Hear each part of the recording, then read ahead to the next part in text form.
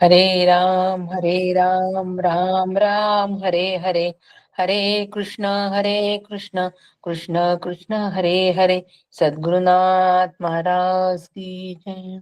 गुरुर्ब्रह्मा गुरुर्विष्णू गुरुर्देवो महेश्वरा, गुरु साक्षात परब्रह्म तस्मै श्री गुरवे नमः. तस्मै श्री गुरुवे नमः.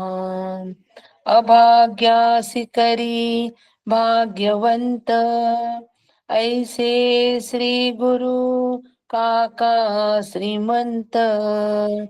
जीवत्वाची खंत स्वरूपी विराली श्रीराम. जीवना देण्या अर्थ सद्गुरु काका समर्थ.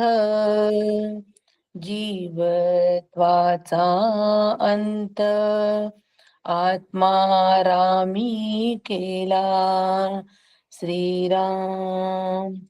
शुकासारिखे पूर्ण वैराग्य जाचे, वसिष्ठा परी ज्ञान योगेश्वराचे.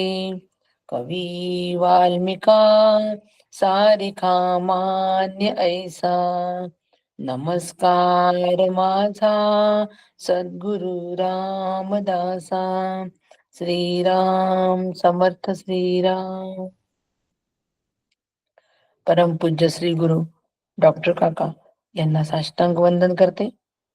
परमपूज्य मंदाताई यांनाही साष्टांग नमन करते.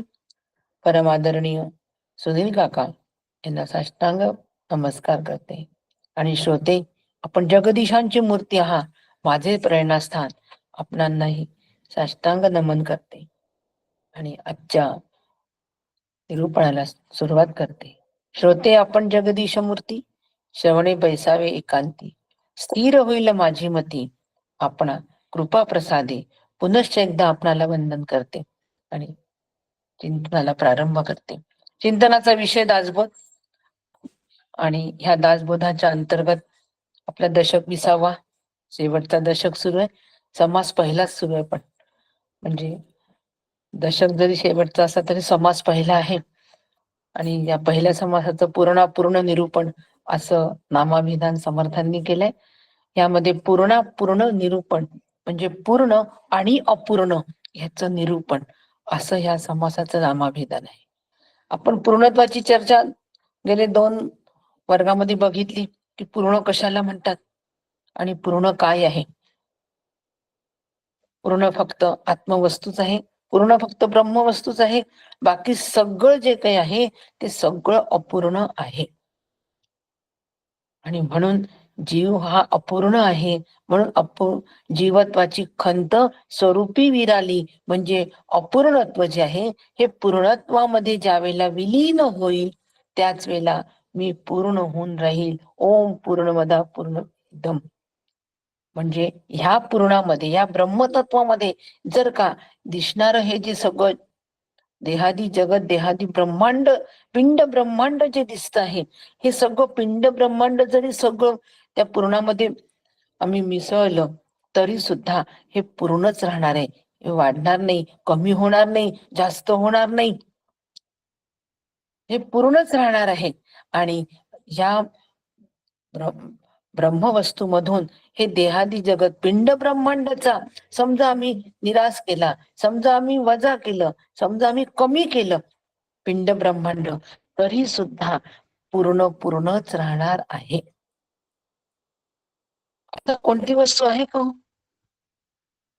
आपल्या अनुभवामध्ये? अशी कोणती वस्तू आहे का की त्यामध्ये काही मिळवलं तरी तेवढंच राहणार आणि काही काढून टाकलं तरी तेवढंच राहणार, असं कोणतं आहे का? अशी कोणतीही वस्तू आमच्या आजपर्यंत तरी या ब्रह्मांडामध्ये नाही. काढल्यानंतर कमी होणं हीच संकल्पना आहे, आणि त्याच्यामध्ये टाकल्यानंतर वाढणं हीच संकल्पना आहे. जेवढंच तेवढंच राहणं, काढा की टाका, काही फरक पडत नाही.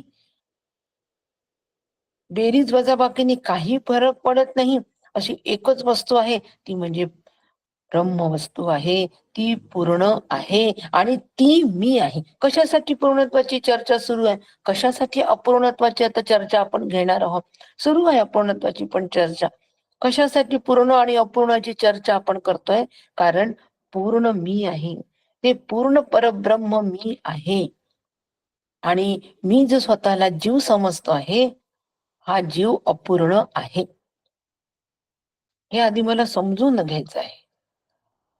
पटवून घ्यायचंय. नुसतं समजून घ्यायचं नाही, पटवून घ्यायचंय. आणि एकदा पटल्यानंतर त्याप्रमाणे ते मला माझ्या जीवनामध्ये लावून घ्यायचं आहे, त्याचं आचरण करायचं आहे.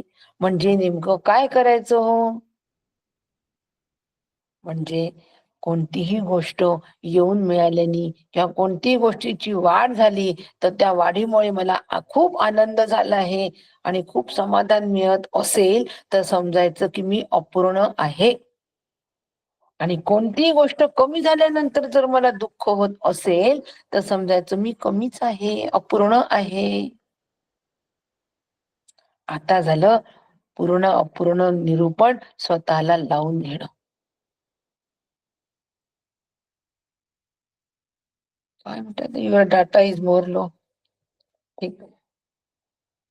आता कोणतीही गोष्ट समोर माझ्या याच्यामध्ये येऊन मिळाली आणि कमी झाली तरी त्या कमी आणि जास्त मला खेद नाही, मला खंत नाही. असं ज्या वेळेला ही स्थिती ज्या वेळेला येईल तेव्हा मग मी पूर्ण या स्थितीला येऊन पोहोचेन. जीव मूळचा पूर्ण आहे, त्या पूर्ण स्थितीला जीव मूळचा आपल्या स्थितीला येऊन पोहोचेल, आपल्या मुक्कामावर येऊन पोहोचेल. पोहोचेल म्हणजे काहीतरी करावं लागतं का? नाही हो, अजिबात नाही. फक्त विचार करावा लागतो आणि ही वैचारिक साधना आहे. आणि विचारांनी फक्त मला समजून घ्यावं लागतो, पटवून घ्यावं लागतो आणि मग ते अंतःकरणात स्थिर होतो. ह्याला पूर्ण निरूपण असं म्हणतात. अपूर्णाचं पण निरूपण झालं, पूर्णाचं पण निरूपण झालं. पूर्ण हे अपूर्णाच्या सापेक्ष शब्द आहे. अपूर्ण आहे म्हणून मग पूर्ण हा शब्द आम्हाला वापरावा लागतो. दोन पेले आहेत, एकामध्ये अर्धाच पेला पाणी आहे आणि दुसऱ्यामध्ये पूर्ण पेला पाणी भरलेलं आहे. आपण काय म्हणतो, हा पेला अपूर्ण आहे. कशाच अपूर्ण आम्ही का म्हणतो? कारण हा पूर्ण भरलेला आहे म्हणून. किंवा म्हणतो हा कसा पूर्ण पेला भरलेला आहे. मग हा पूर्ण पेला का म्हणतो? हा दुसरा पेला अपूर्ण आहे म्हणून आम्ही पूर्ण पेला म्हणतो. म्हणजे त्या पाण्याला त्या पेल्याची उपाधी असल्यामुळे पूर्ण आणि अपूर्णत्व या दोन उपाधी लागल्या. परंतु नदीमध्ये जे पाणी असतो, सागरामध्ये जे पाणी असतो, त्याला आम्ही म्हणतो का हे पूर्ण आहे आणि हे अपूर्ण आहे? असं कधी म्हणतो का? नदी वाहते चांगली, अरे हे पाणी पूर्ण अपूर्ण आहे, जरा अपूर्ण भरलंय, पात्र अपूर्ण भरलंय, असं कधी म्हणतो का? कारण त्या नदीला पात्राची उपाधी नसते, ती स्वच्छंद वाहत असते. म्हणून त्या दृष्टांत आहे. दृष्टांत हा एकदिशी आहे. तुम्ही म्हणाल की मग नदीला काठ आहे आणि काठामधून एक दृष्टांत पूर्ण अपूर्णतेचा दृष्टांत सांगते की पेल्यामधल्या पाण्याला पूर्ण आणि अपूर्ण आम्ही का म्हणतो? पेला ही उपाधी असल्यामुळे पूर्ण आणि अपूर्ण आम्ही असं म्हणतो आणि नदीला आम्ही पूर्ण अपूर्ण म्हणत नाही. आता हाच दृष्टांत मी व्यापकतेच्या दृष्टीने आपल्याला सांगते. एक अपूर्ण म्हणजे पेला अर्धा भरलाय पाण्याने आणि एक पेला पूर्ण भरलाय पाण्याने. तर अपूर्ण भरलेला जो पेला आहे त्याला आपण सापेक्ष व्यापक म्हणतो. पाण्याने पेला व्यापला आणि पूर्ण भरलेला जो पेला आहे त्याला पण आपण म्हणतो की पाण्याने पेला संपूर्णपणे व्यापलेला आहे, सगळा व्यापलेला आहे. पूर्ण भरलाय म्हणजे सगळा व्यापलेला आहे.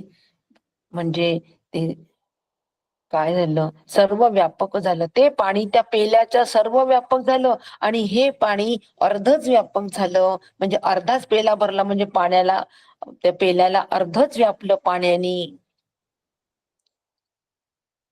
परंतु नदीतलं, सागरातलं पाणी मात्र कसं आहे,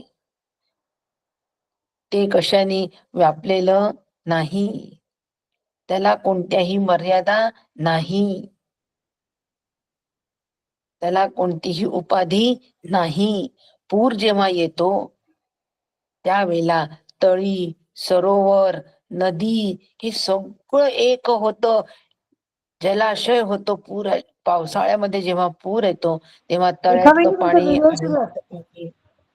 हे सगळं, या सगळ्या एकच होऊन जातो. एकच मोठा जलाशय होतो, इथून तितका मोठा जलाशय होतो. ते निरपेक्ष व्यापक आहे. त्याला ना अंत दिसत ना सुरुवात दिसत, आणि ते निरपेक्ष व्यापक आहे. त्याला निरपेक्ष दृष्टांत आहे. अगदी ह्याच प्रमाणे ब्रह्म जे आहे हे निरपेक्ष व्यापक आहे. म्हणजे त्यांना उपाधीमध्ये ते बांधल्या गेलेलं नाहीये. कोणत्याही उपाधीमध्ये ते मर्यादित नसल्यामुळे ते निरपेक्ष व्यापक आहे. परंतु बाकी सगळं जे आहे हे उपाधीने युक्त असल्यामुळे ते अपूर्ण आहे. उपाधीने युक्त असल्यामुळे अपूर्ण आहे. म्हणजे पेल्यामध्ये अर्धा पेला पाणी आहे, परंतु तेच पाणी दुसऱ्या कपामध्ये नाही, दुसऱ्या भांड्यामध्ये नाही. त्या पाण्याने हा अर्धा पेला भरलाय, पण त्या पाण्याने ते पाणी त्या कपामध्ये, दुसऱ्या भांड्यामध्ये, किंवा दुसरा आणखीन वेगळ्या आकाराची सुरई घेतली, त्या सुरईत ते पाणी नाही. त्यांनी फक्त एक पेलाच व्यापलेला आहे. ते मर्यादित व्यापक आहे, ते सापेक्ष व्यापक आहे. असा विचार, म्हणून ते अपूर्ण आहे. सापेक्ष व्यापक हे अपूर्ण असतं, अपूर्णता तिथे असते. आणि जीव हा सापेक्ष व्यापक आहे. जीव अपूर्ण आहे, म्हणून अपूर्णत्वाची खंत नेहमी राहते. अपूर्ण जीवत्वाला ती अपूर्णत्वाची खंत राहते. अरे इतकं केलं तर बरं होईल, इतकं केलं तर बरं होईल. अभ्यास सुरू केला, आत्ता सुरू करणार अभ्यास, पण आता इतकं करून घेतो मग अभ्यास सुरू करतो, हे पूर्ण करून घेतो मग अभ्यास सुरू करतो. अपूर्णत्वाची खंत. इतकं पूर्ण केल्यानंतर मी अभ्यास करेन म्हटलं, पण हे पूर्ण झालंच नाही हो आमचं. वाढतच चाललं प्रकरण. मग आता कसं? म्हणजे अपूर्णत्वाची खंत राहतेच. कर्म कधीच पूर्ण होत नाही. कर्म हे अपूर्णच आहे. आणि म्हणून शिष्याला सुद्धा प्रश्न पडला आहे की सापेक्ष व्यापक काय आहे, निरपेक्ष व्यापक काय आहे. आत्मा निरंजन आत्मा आहे की सगुण आहे आत्मा, की निर्गुण आत्मा आहे? नेमकं आत्म्याचं काय स्वरूप आहे हे शिष्याला जाणून घ्यायचं आहे. आणि म्हणून श्री गुरु आम्हाला सापेक्ष व्यापकता सांगतात आहे. आपण सापेक्ष व्यापकता बघतो आहे की सापेक्ष व्यापक म्हणजे कशाच्या तरी अपेक्षेनी व्यापक. कोणीतरी प्रश्न विचारला होता, सापेक्ष म्हणजे काय? अपेक्षा, अपेक्षित, कशाच्या तरी आधाराने व्यापलेलं, त्याला सापेक्ष व्यापक असं म्हणतात. पाणी त्या पेल्याच्या मर्यादेमध्ये पाण्याने पेल्याला व्यापलेलं आहे. ते अर्धच व्यापलाय, म्हणून आपण म्हणतो की तो अर्धा पेला आहे, अपूर्ण पेला आहे. आणि अपूर्णतेच्या सापेक्ष पूर्ण पेला भरलेला असल्यानंतर हा पेला पूर्ण आहे. बस.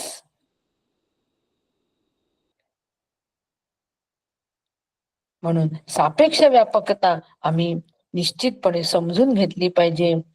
आणि म्हणून जसं आपण बघितलं मागे, पृथ्वीची व्यापकता आपण बघितली की ती पूर्ण व्यापक नसते. तसंच पाणी, तेज, वायू म्हणजे पंचमहाभूत जी आहे, जरी आम्हाला वाटत असले की पंचमहाभूत वायू सगळीकडे आहे, अग्नी सगळीकडे आहे असं जरी वाटत असलं तरी सुद्धा ते मर्यादित व्यापक आहे, लक्षात घ्यायचं. आणि पंचभूतांपासून बनलेलं जे जे आहे ते सगळं मर्यादित व्यापक आहे.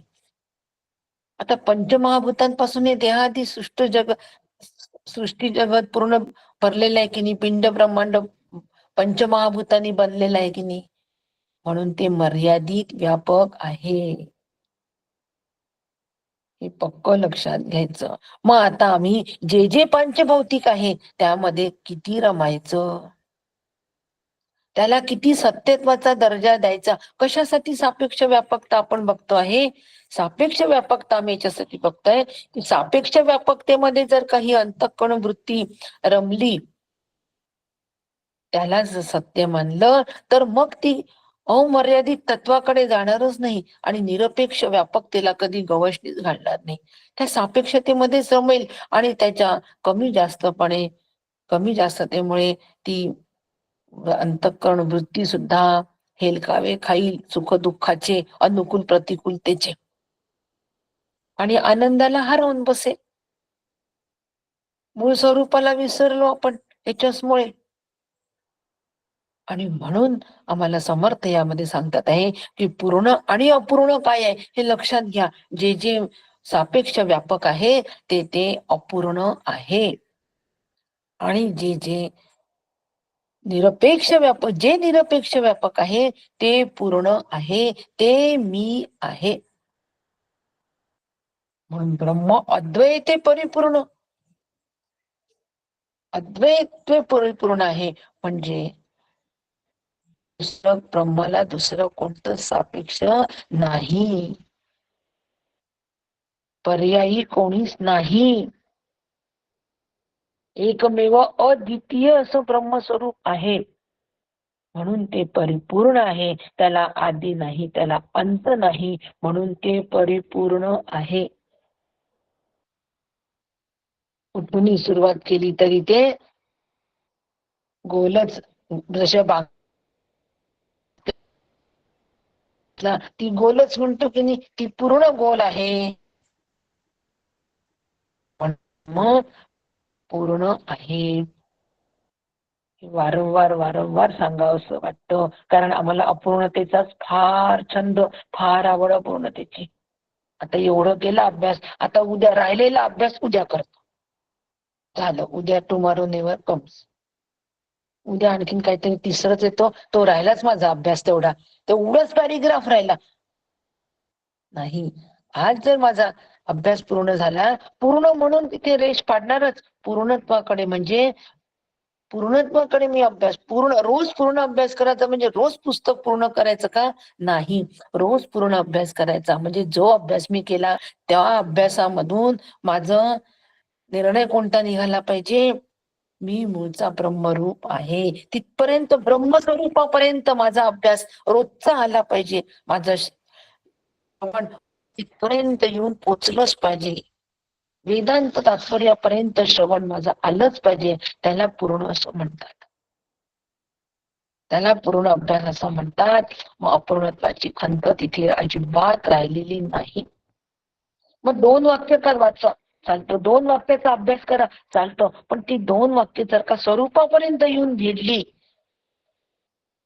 आणि मी तिथे त्या काही काळापुरता, काही क्षणापुरता स्वरूपाकारतेचा आनंद जर मला मिळत असेल तर मी पूर्णत्वाचाच आनंद घेत आहे. हे ऍप्लिकेशन आहे हो पूर्णत्वाचं, ऍप्लिकेशन आहे पूर्णत्वाचं. बोलताना सुद्धा अपूर्णत्वाची भाषा आम्ही कधी बोलू नये,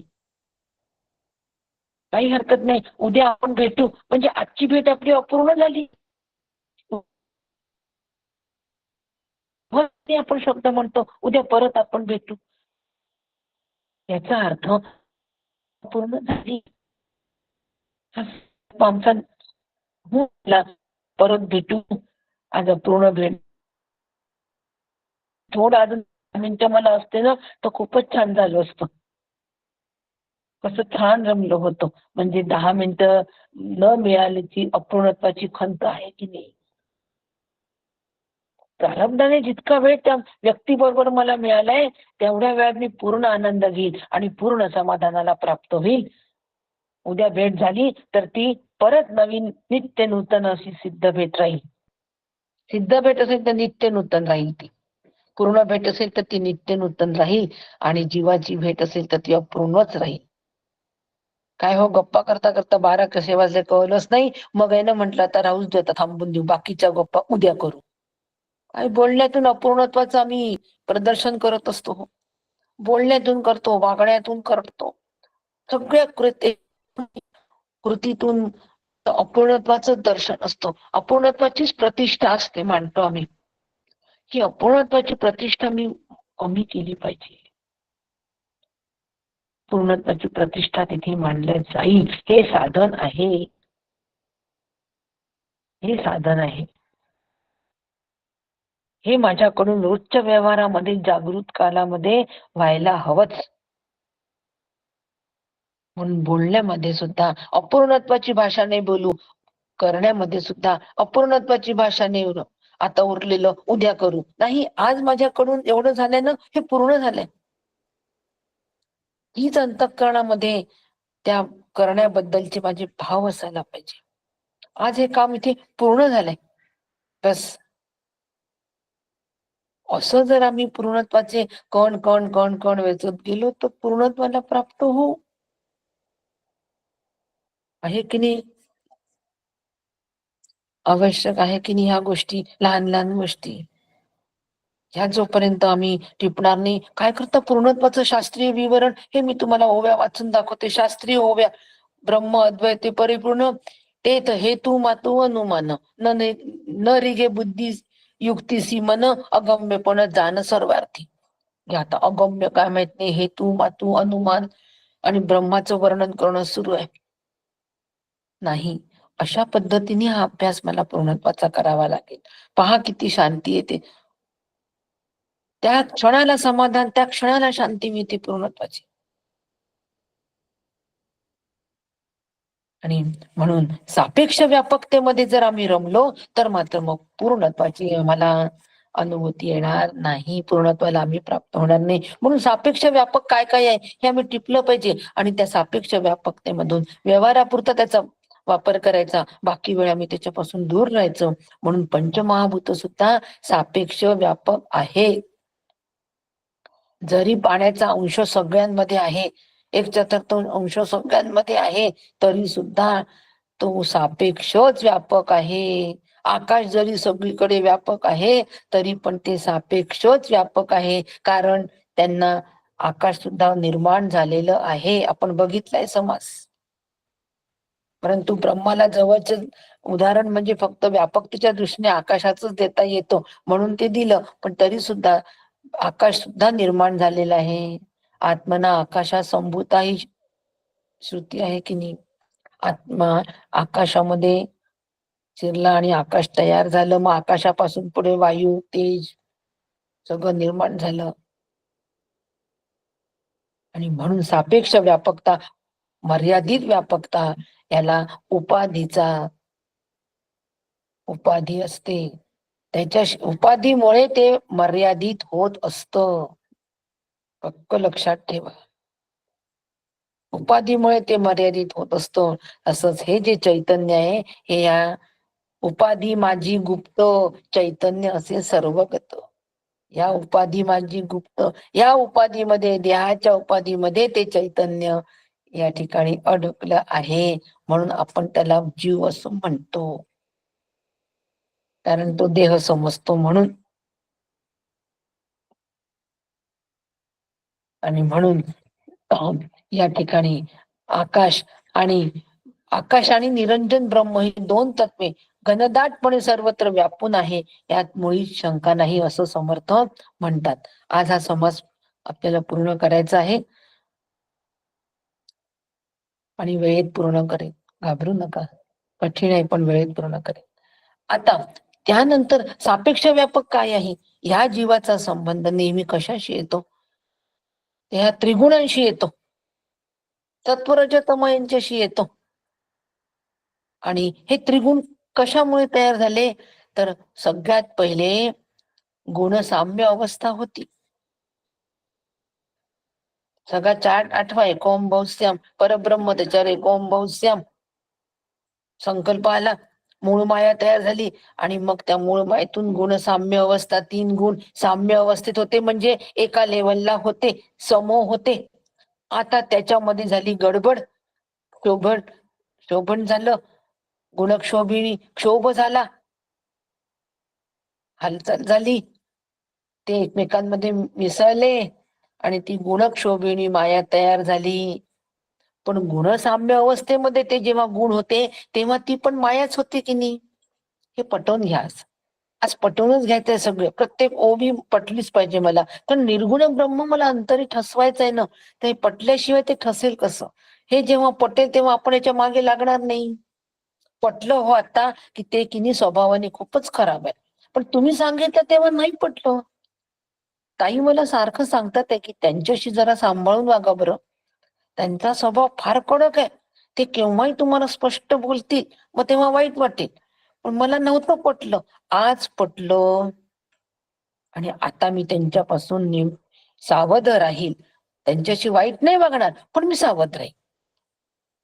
हा, आता आम्हाला सावध व्हायचंय. आत्ता पटलं हे त्रिगुण आहे, हे पंचमहाभूत आहे, यांच्यापासून मला सावध राहायचं आहे. आत्ता पटलं हो. श्री गुरु सांगतात आहे मला सारखं की बाबा रे, हे त्रिगुण, हे पंचमहाभूत, हे माईक आहे, पंचभौतिक आहे,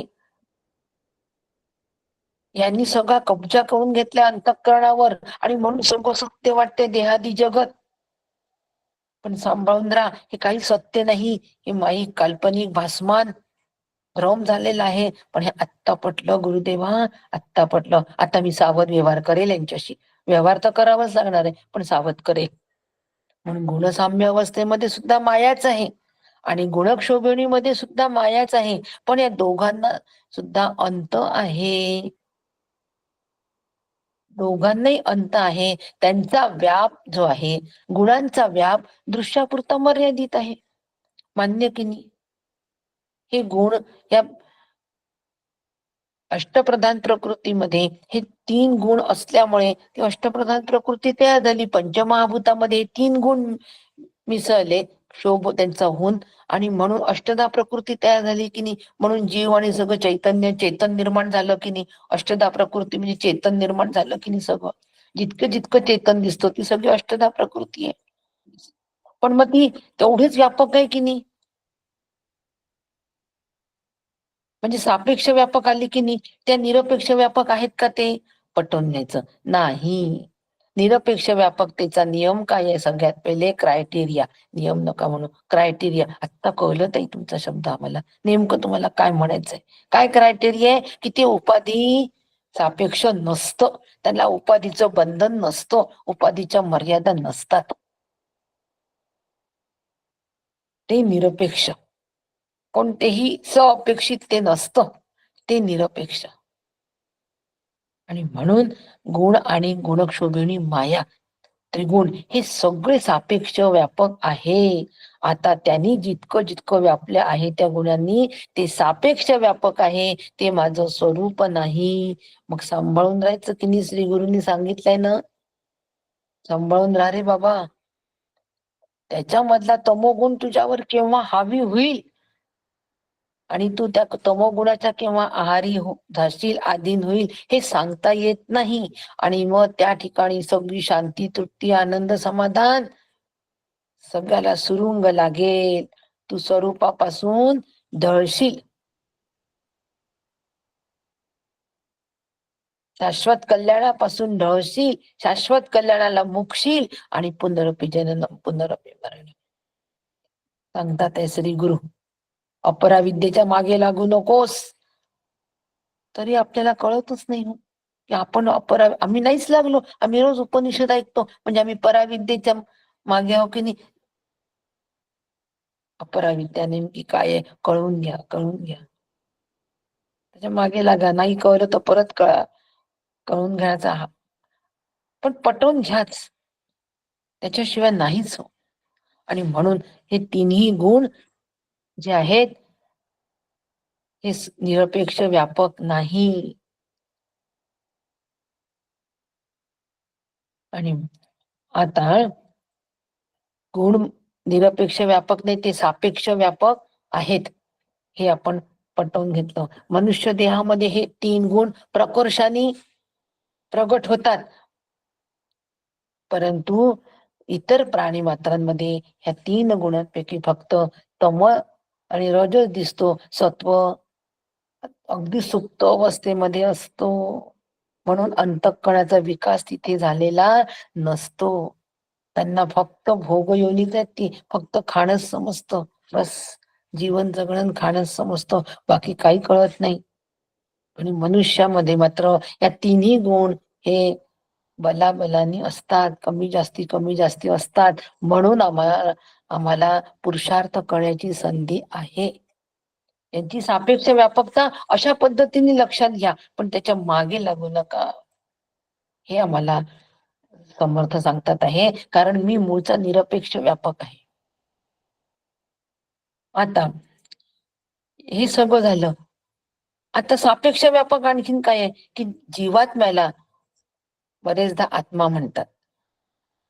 जीव अधिक आत्मा अशी त्याची फोड आहे जीवात्म्याची, त्यालाही आत्मा म्हणतात. आणि आता हा जीवात्मा जो आहे, हाही सापेक्ष व्यापक आहे, कारण ह्याला बुद्धीची उपाधी आहे. त्या बुद्धीच्या उपाधीमध्ये पडलेलं ते कुटस्थाचं प्रतिबिंब आहे. आणि म्हणून हा जीवात्मा सुद्धा सापेक्ष व्यापक आहे. हा जीव सापेक्ष व्यापक आहे. जीव भाव सापेक्ष व्यापक आहे. मग आता माझ्या जीवाला काही हे पटत नाही. माझा जीव कासावीस होतो. कशाच्या मागे लागतोय आपण? माझ्या जीवाची घालमेल सुरू आहे. मुलगा गेलाय बाजारात आणि पाऊस खूप येऊन राहिलाय, जीवाची घालमेल सुरू झाली. कशाचं लक्षण आहे? हे सगळं लक्षण त्या जीवाला आम्ही आत्मा समजून बसलो आहे.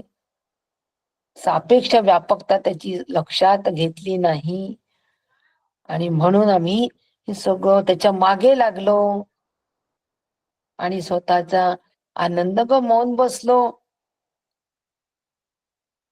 परंतु ब्रह्मस्वरूप जे आहे हे त्रिगुणांच्या अतीत आहे.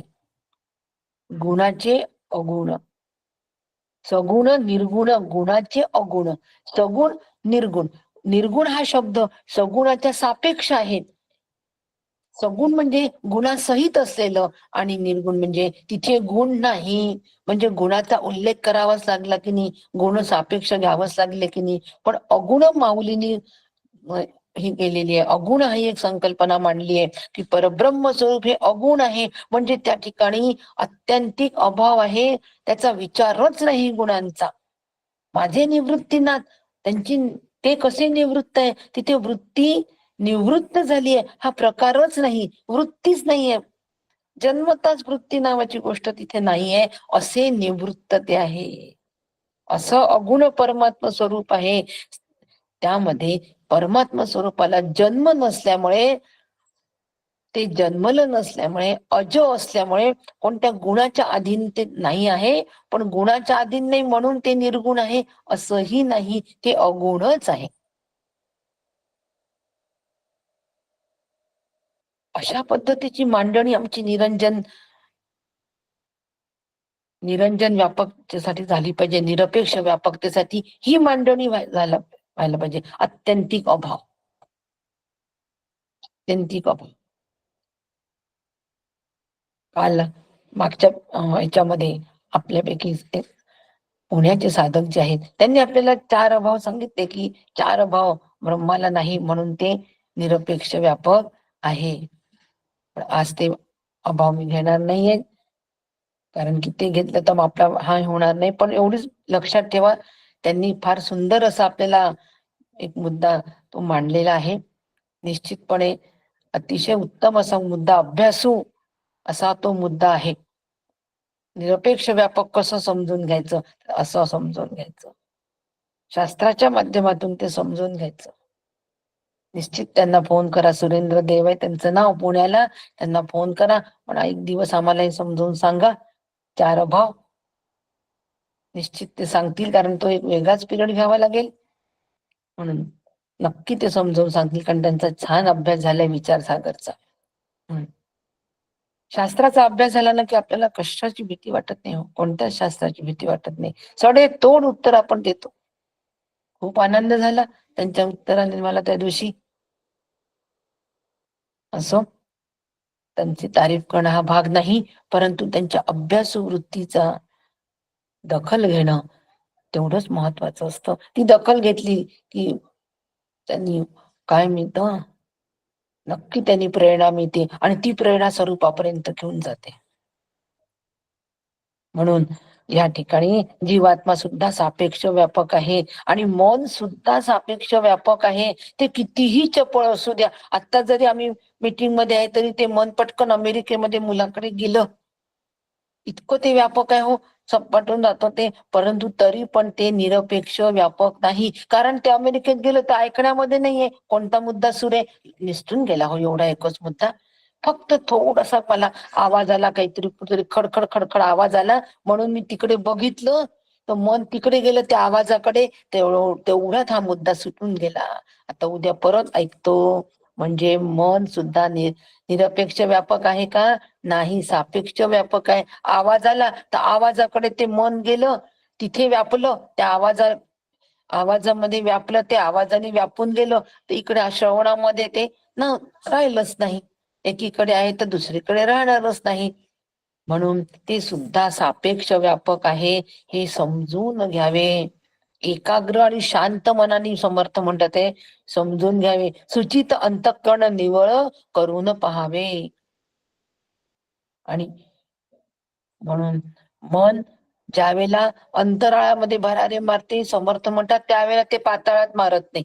पुढे पाहता मागे नाही, मागे पाहता पुढे नाही. वाम सव्य व्याप नाही दश दिशा. मन मागे असेल तर ते पुढे नसतो, पुढे असलं तर मागे नसतो. अंतरी पाहता पाताळी नाही, पाताळी पाहता अंतरी नाही. पाताळात जर मन असेल तर वरती अंतराळात नसतो, अंतराळात मन असेल तर पाताळात नसतो. ते चहूकडे पूर्णपणे वसत नाही. चहूकडे पूर्णपणे मन नसतं. ते कितीही गतिशील असलं आणि क्षणार्धात दुसरी वस्तू व्यापत असलं, क्षणार्धात, हो क्षणार्धात हे मन चंद्रावर पण जातं की नाही, आहे की नाही सगळ्यांचा अनुभव. पण त्या मनाकडे आपल्याला पाहता आलं पाहिजे ना, त्रयस्थ दृष्टीने पाहता आलं पाहिजे ना, की ते मन कसं कसं कुठे कुठे केव्हा केव्हा जातं. ते गेलं की त्यांना ओढून आणायचं त्या मनाला. चंद्रावर गेलं, ये रे बाबा, चंद्रावर थोडी तुला सापडणार आहे. बस इथे श्रवणामध्ये, बस श्रवणामध्ये विषयामध्ये रमताय, ये रे बाबा, त्या विषयामध्ये काहीच नाही सापडणार तुला, ते सगळं नश्वर आहे, ये इकडे. तर श्री गुरूंच्या चरणाशी हो, तिथे एकाग्र, तिथे सापडेल रे तुला निरपेक्ष व्यापकता. बाबा मना, निरपेक्ष व्यापकता जी आहे, ती निरपेक्ष व्यापकता तुला तिथे सापडेल. गुरुचरणाचे पाणी त्याची माझी त्रिवेणी, त्रिवेणी संगम गुरुचरणाचं पाणीच आहे हो. काही कुंभाबिंबाला जावं लागत नाही. मी कुंभाला जाण्याच्या विरोधात बिलकुल नाही, बिलकुल नाही. त्याला पुण्याचा साठा करायचा त्याने नक्की पुण्याला जावं, काहीच हरकत नाही. आणि जे सिद्ध असतील, साधू संत सिद्ध असतात, ते कुंभाला जातात. कशासाठी जातात? त्यांना पाप पुण्य पाहिजे असतं का? नाही हो, अजिबात नाही. त्या गंगे मातेची कृतज्ञता व्यक्त करायला. आणि ती गंगा माता अनेक पापी लोकांचे पाप धुते की नाही, करोडो लोकांचे रोज आकडा आहे की नाही, करोडो लोकांची ती पाप धुते. पाप धुवून धुवून ती बॅटरी डिस्चार्ज होते, तर ती चार्जिंग होते हो साधू संतांच्या स्नानाने. तीर्थे कुर्वंती तीर्थानी, मी मनाने नाही बोलत, मी तुम्हाला नारद भक्ती सूत्राचा, तीर्थाला तीर्थत्व कोणामुळे येतो? संतांमुळे तीर्थाला तीर्थत्व येतो. आणि ते तीर्थत्व कायम राहण्यासाठी त्या ठिकाणी साधू संतांची भीड आहे हो. साधू संत याच्यासाठी येत असतात तिथे. आणि आपण जात असतो पुण्य गोळा करायला, शुद्ध व्हायला. मनाने साधू संतांकडे बघायचं, अंतःकरण शुद्ध होतं, पाण्याने देह शुद्ध होत.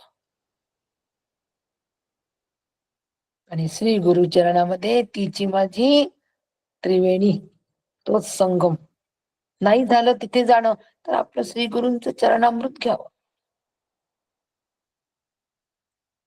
कोणताही विरोध कुंभाला नाही. जाणं झालं फार छान, नाही जाणं झालं खंत नका वाटू देऊ अपूर्णत्वाची.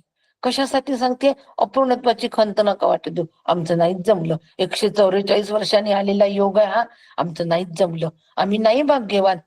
अहो नाही, काही आवश्यकता नाही. मी पूर्ण आहे. 144 वर्षांनी असलेला योग असो की आणखीन अर्ध कुंभाचा योग असो, मी पूर्ण आहे. ओम पूर्ण मदा पूर्ण आहे. ही माझी मनोरचना हवी तर कुंभाला न गेल्याचं दुःख होणार नाही. आणि म्हणून हे मन सुद्धा सापेक्ष व्यापक आहे, हे निश्चितपणे समजून घ्यायचं. अशा पद्धतीने हे सगळं सापेक्ष व्यापकता जी आहे ही समजून घ्यायची. या सापेक्ष व्यापकतेमधून आम्ही निघायचं आणि सर्व व्यापक जे आहे, आता सर्व व्यापकचा अभ्यास करायचा, आम्हाला निरपेक्ष व्यापक कडे जायचंय. मग सर्व व्यापक हा एक टप्पामध्ये आहे की नाही हो? एक सापेक्ष व्यापक हा टप्पा पाहिला जीवाचा, एक सर्व व्यापक हा टप्पा आम्हाला लागतोच की नाही? तो ईश्वराचा आहे. ईश्वर सर्व व्यापक आहे. सर्व व्यापक ईश्वर आहे. ईश्वर कसं सर्व व्यापक आहे? त्याच्यासाठी समर्थांनी आम्हाला सुंदर उदाहरण दिलंय. सुंदर उदाहरण दिलंय. ईश्वर कसा, मठामध्ये आकाश असतो. मठ म्हणजे आश्रम, म्हणजे घर. त्या घराच्या आतमध्ये आकाश आहे आणि बाहेर पण आकाश व्यापून आहे मान्य सगळ्यांना. घराच्या आतमध्ये पण आकाश आहे. आता त्या घरामध्ये आम्ही माठ ठेवला, रिकामा माठ आम्ही तिथे ठेवला. त्या घरामध्ये रिकामा माठ ठेवला. आता त्या माठामध्ये पण आकाश आहे की नाही? निश्चितपणे आहे. जे घरामध्ये आकाश आहे तेच त्या माठामध्ये आकाश आहे. तेच आकाश व्यापून आहे. आता हा जो मठ आहे, ह्या मठामध्ये जे आकाश व्यापलेलं आहे, हा मठ म्हणजे ब्रह्मांड आहे. आणि या ब्रह्मांडामध्ये जे आकाश व्यापून आहे तो ईश्वर व्यापून आहे. ईश्वरच सर्वभूतानां.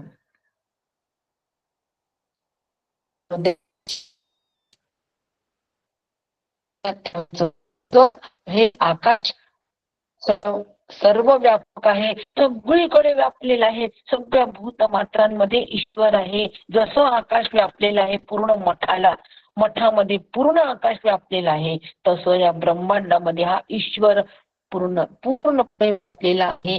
सर्व व्यापक व्यापक असं म्हणतात. अशी कोणतीही वस्तू नाही जडाजडी अंशी राहत सरशी.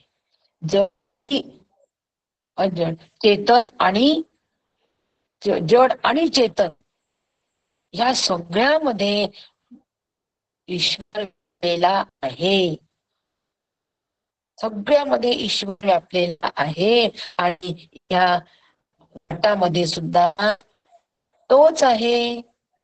या मठामध्ये हा घट बसला आहे, म्हणजे या घटात पण तोच आहे आणि या मठात पण तोच आहे. या मठात तोच आहे. मठ म्हणजे मठ ही उपाधी आहे की नाही? आणि घटची पण उपाधी आहे की? मठ ब्रह्मांडाची उपाधी, घट पिंडाची उपाधी. यांनी याच्यामध्ये ईश्वर व्यापलेला आहे, म्हणून तो सर्व व्यापक आहे. म्हणून हे सर्व व्यापक जे ईश्वर चैतन्य आहे ते सुद्धा मी नाही. निरपेक्ष हे मला समजून घ्यायचं आहे. मी निरपेक्ष व्यापक आहे, म्हणून ईश्वर भाव सुद्धा नाही. आपल्याला श्रुती सांगते की हे कर्म आणि समुच्चयाचं फळ आहे. यांनी फक्त ईश्वर भाव तयार होईल. फक्त ईश्वर भाव तयार होईल. हिरण्यगर्भ श्रुतीला मान्य नाहीये हो, ईश्वर भाव मान्य नाहीये. सर्व व्यापक ईश्वर आहे हे मी जाणून घ्यायचं, त्याला शरण राहायचं आणि निरपेक्ष व्यापक मी आहे या निर्णयाला पोहोचायचं. श्रुती मदत करते, दासबोध मदत करतो. आणि म्हणून या ठिकाणी समर्थांनी आकाशाचं उदाहरण दिलं मला आणि मनाचं पण उदाहरण दिलं की आकाश ही सर्व व्यापक आहे आणि मन पण व्यापलेलंच. कुठे असं तरी मन तिथे जातच पटकन, परंतु या मध्ये पण ठाकेपणा नाही. हे कोणाला कळेल? हे मननशील महाजन सकळही जाणती. जे महाजन आहे म्हणजे मोठे, महा म्हणजे मोठे, सर्वात मोठे जन जे आहे संत सज्जन जे हे मनन करून कळणार आहे. आकाश आणि मन हे दृष्टांत जरी दोन इथे दिलेले आहेत तर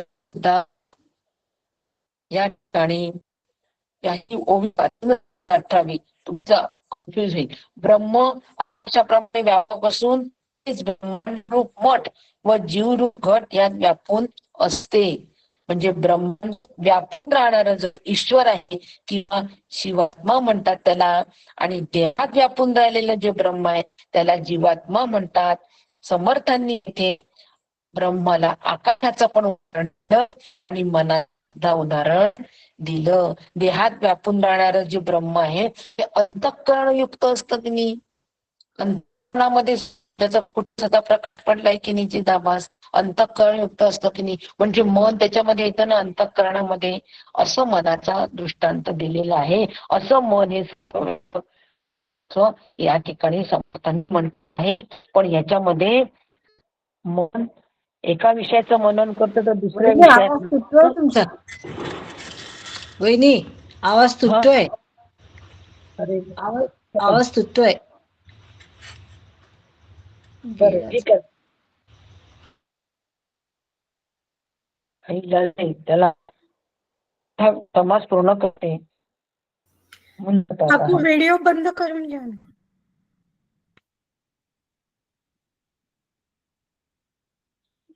आता या ठिकाणी मन सुद्धा एका विषयाचं आकाराचं होतं, पण आकाश मात्र सदा सर्वत्र समत्वाने व्यापून आहे की नाही आकाश. मन एका ठिकाणी आहे, एका ठिकाणी नाही. जीव एका ठिकाणी आहे, दुसऱ्या ठिकाणी असतो का तो? जीव मुलात असला तर बाकीच्यांमध्ये असतो का हो? फार मुलात जीव असतो, बाकीच्यांमध्ये असतो का? नाही. सोन्यामध्ये फार जीव असतो, पण बाकीच्या वस्तूमध्ये एवढा जीव असतो का? नाही. माझ्यामध्ये फार जीव असतो, मी आणि माझ्यामध्ये फार जीव असतो, ते बाकीच्यांमध्ये नसतो. एवढं समजून घ्यायला काय हरकत आहे हो? की असं ज्यावेळेला आम्हाला वाटतं त्यावेळेला आम्ही समजावं आमचा जीवभाव कायमच आहे हे आम्ही समजून घ्यायला काय. आकाश सदा समत्वाने व्यापून असतो, सगळीकडे ते असतो. ते जेवढं मुलाला व्यापून आहे ना तेवढंच मलाही व्यापून आहे, तेवढंच सोन्यालाही व्यापून आहे. सगळीकडे होणार नाही. आकाश सापेक्ष व्यापकच आहे, पण ब्रह्म मात्र अचल आहे, ते निरपेक्ष व्यापक आहे. अछेद्यम अदायम अक्लेद्य स्वच्छ नित्य सर्वगत स्थानूर अचलोयम सनातना. अचलोयम सनातना असं परब्रह्म अचल आहे. आता या अचलाची तुलना समर्थांनी आम्हाला उदाहरण दिलंय की डोंगरही अचल आहे, पर्वतही अचल आहे. मग तसं परब्रह्म अचल आहे का? तसं परब्रह्म अचल आहे का? अजिबात नाही. तसं ते अचल नाही. पर्वत हा जड आहे, जड आणि जड दोन्ही पण आहे. जड म्हणजे हेवी आणि जड म्हणजे अचेतन. फक्त उच्च बदलल्याबरोबर एवढा फरक पडतो. तर तो पर्वत कसा आहे? जड जड आहे, जड जड त्याला म्हणतात. असा आहे तो, ते हलवता येत नाही म्हणून तो अचल आहे. परब्रह्म तसं नाही, सूक्ष्माती सूक्ष्म आहे. ते एकमेव अद्वितीय घनदाट आहे. त्याला हलवायला दुसरं जातच नाही, कारण हलवायला गेलो तर तिथे तेच आहे. असं ते अचल आहे, म्हणून ते निरपेक्ष व्यापक आहे. ते मी आहे. आलं सुखी खेळावे, जीवन आनंदाचे करावे. आयातन पतंग असतो, पतंगाला सूत्र असतं की नाही. आज उदाहरण दुपारी दिलं, पतंगाला सूत्र असतं. ते जे सूत्र आहे, ते सूत्र, त्याचा दोरा आणि ती रिंग जर आपल्या हातात असली, चक्री आपल्या हातात असली, तर ते सूत्र फक्त आपण हलवून ती पतंग वरती स्थिर होते. आपल्या आनंद मिळतो. पुत्री राहुनी खेळावे, जीवन आनंदात आहे. असं माझ्या जीवनाचं सूत्र कोणतं आहे? मी निरपेक्ष व्यापक आहे. निरंजन आम्ही बांधिले घर, हे माझ्या जीवनाचं सूत्र आहे. तर मी हातात घ्यावं आणि आनंदाचे आहे. तुटलो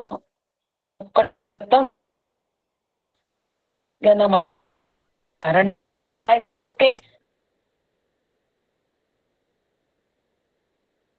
आणि नंतर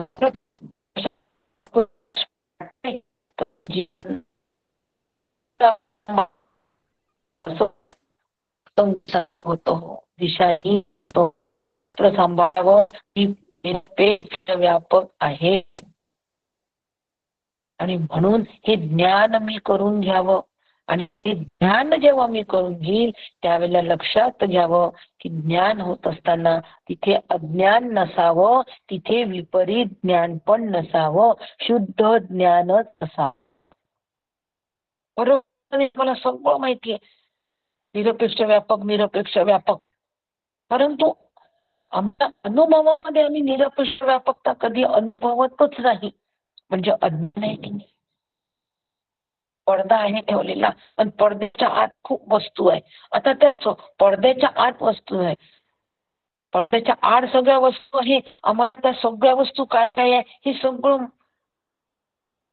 माहिती आहे. पडद्याच्या आड हे असं असं आहे, असं आहे, असं असं आहे, फक्त माहितीच आहे, पण त्याचा अनुभव नाही. खरंच आहे, त्याचा अनुभव सुद्धा नाही. नुसतं चाच पडतो आम्ही, असा हाताला लांब लांब दिसतो, हे बहुतेक हा पेन असेल. गोल गोल दिसतो, हा बहुतेक चेंडू असेल. म्हणजे आम्हाला अज्ञान तिथं असतं, ज्ञान असं वाटतं, फक्त अज्ञान. आणि मग आम्ही असा हात पाहतो लांब, बरोबर म्हणतो की हा बहुतेक ही काठी असेल.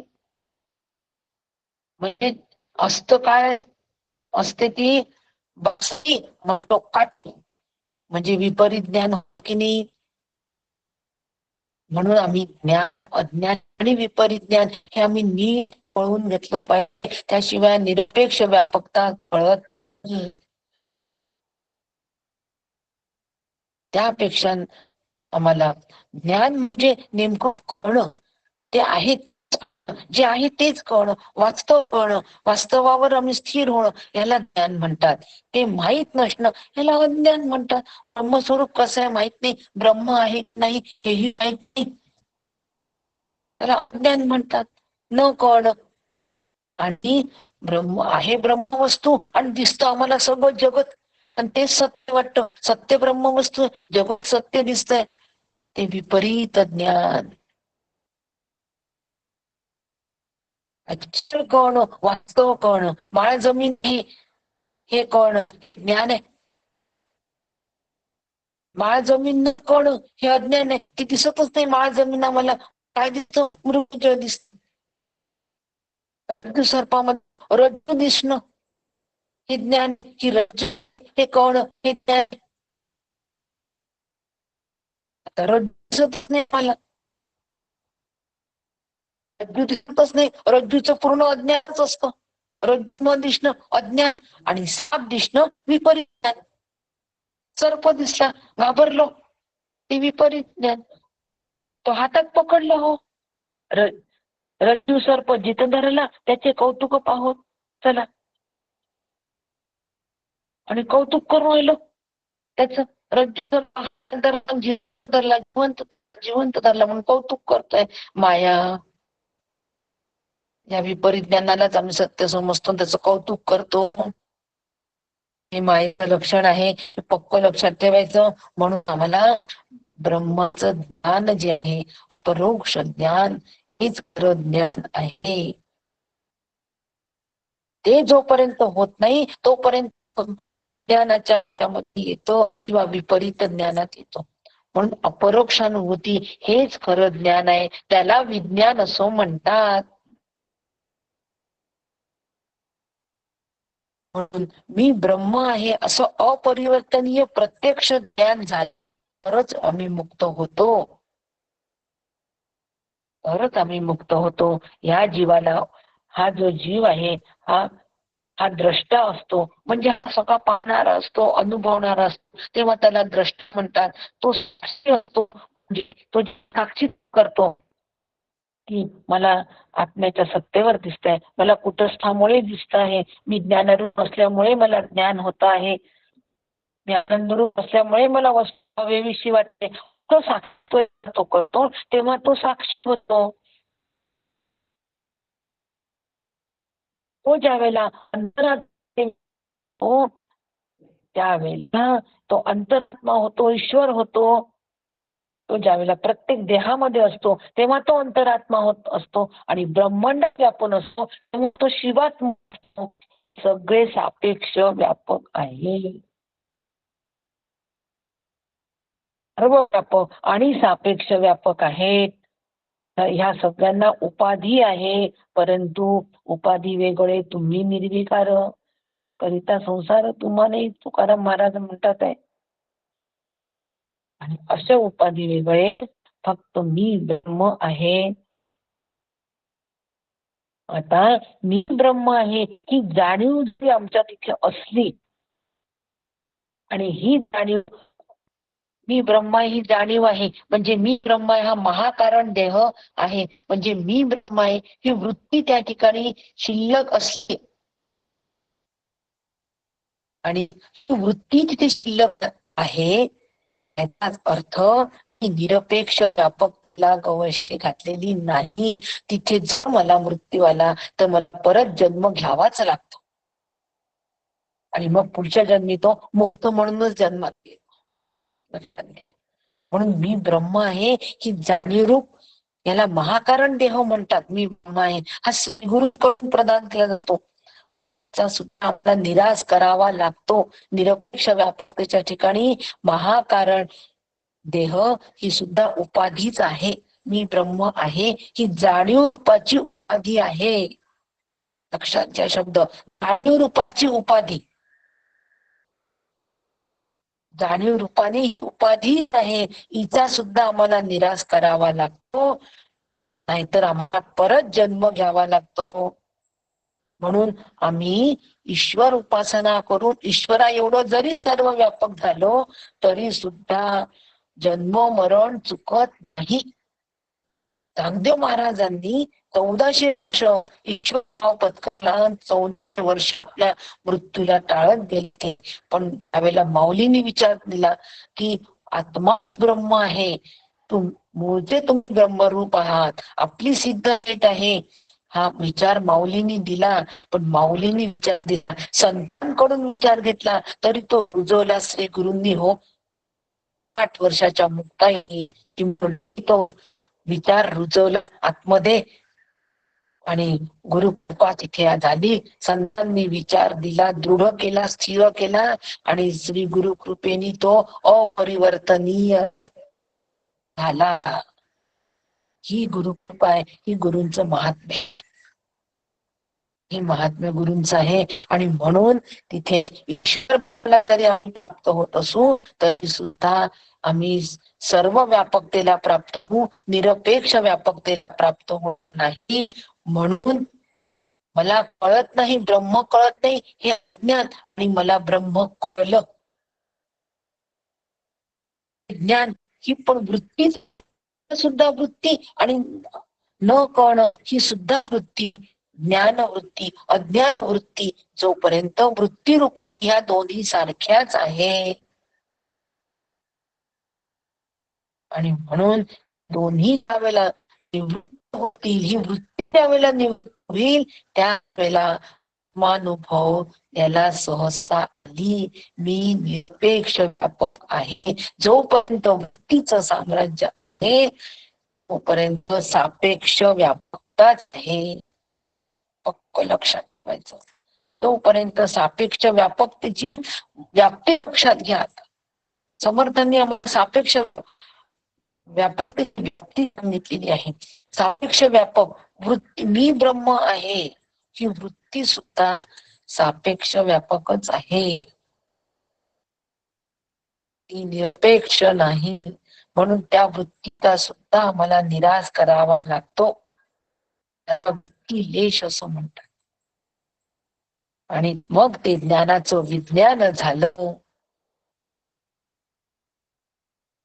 ज्ञानाचं ज्ञान झालं. ज्ञाने एवढे ब्रह्मांड केले, ज्ञाने एवढे वाढवले, नाना विचारांचे वळले हे ज्ञान. असं ज्ञान रूप ब्रह्मात कोणत्याच जाणीचा विशेष नसतो, भेसळ नसते.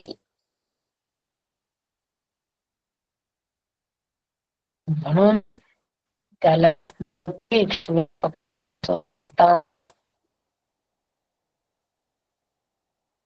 ज्ञानाचं विज्ञान करायचं. विचार रूप शक्तीचा भाग पडतो. विचार सुद्धा थांबतात. विचार जोपर्यंत आहे तोपर्यंत सापेक्षता आहेच. विचार सुद्धा थांबला पाहिजे एक दिवस. विचार स्थिती अंतःकरणात आली पाहिजे. कोणताच विचार नाही, कोणताच तरंग नाही अंतःकरणात. निस्तरंग शांत अंतःकरण, त्याला विधेयी अवस्था म्हणतात. ते निरपेक्ष व्यापक मी आहे. तिसरे दासोबोधे गुरु शिष्य संवादे पूर्ण अपूर्ण निरूपण नाम समास पहिला. जय जय रघुवीर समर्थ. रामकृष्ण हरी वहिनी. रामकृष्ण रामकृष्ण रामकृष्ण रामकृष्ण. रामकृष्ण हरी.